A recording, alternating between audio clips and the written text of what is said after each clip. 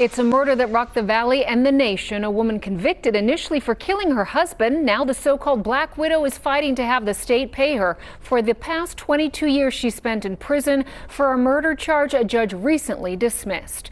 Good evening. Thanks for joining us. I'm Kirsten Joyce. And I'm Ozzy Mora. Margaret Rudin maintaining her innocence since her arrest.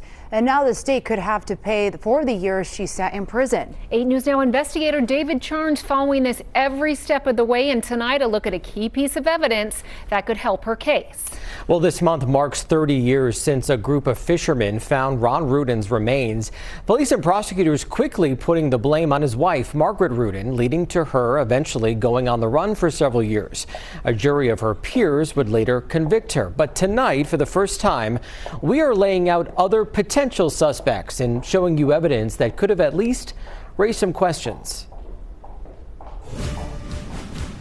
So if Margaret Rudin didn't kill her husband, who did?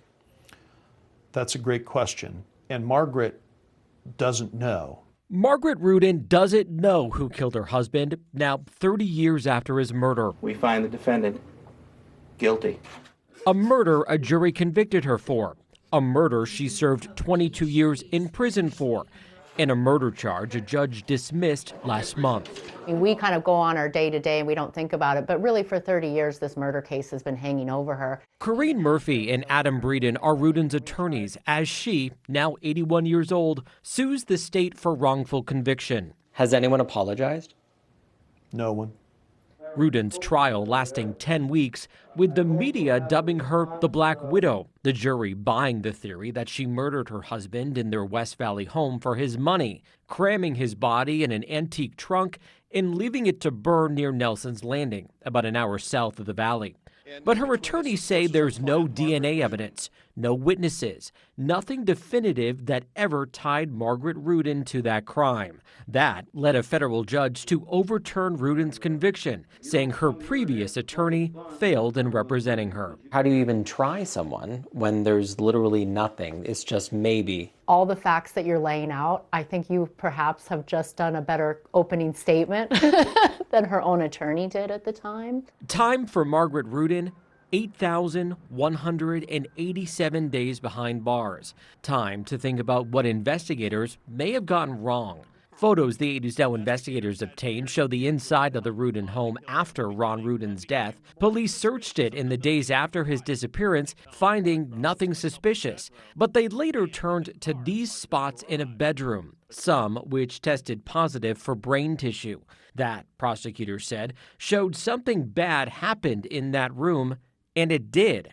Ron Rudin's ex-wife dying by suicide in that same room a decade earlier, and those spots could have come from her.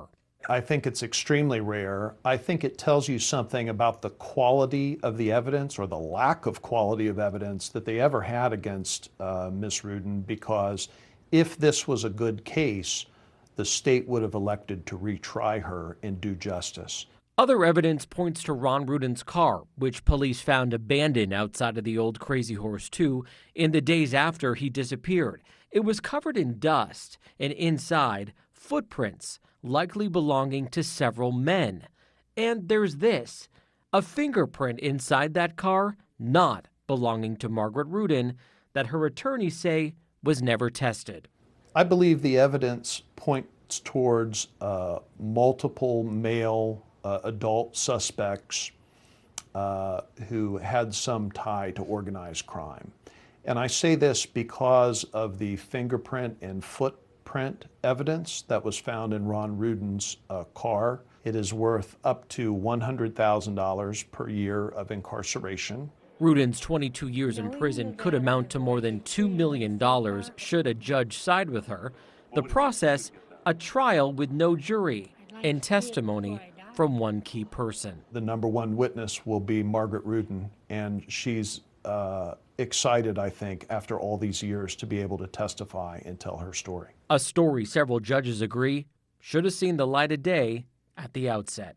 She has only maintained her innocence from day one, which is what an innocent person would do. So, well, a judge dismissed this case, and we were there. We showed you that a couple weeks ago, essentially removing that conviction from Margaret Rudin's record. The state is not admitting that she's actually innocent. Now, we had the chance to sit down with Metro Police Sheriff Kevin McMahill for an exclusive interview, and I asked him if he thinks Margaret Rudin is innocent. Do you think she's innocent? No. And the last certificate of innocence, I don't think was innocent either. I haven't had an opportunity to get real knee deep into. But do you think she killed her husband?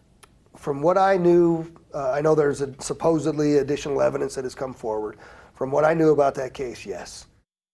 Spokesperson for the department declining to comment on this case and what they're doing in that fingerprint.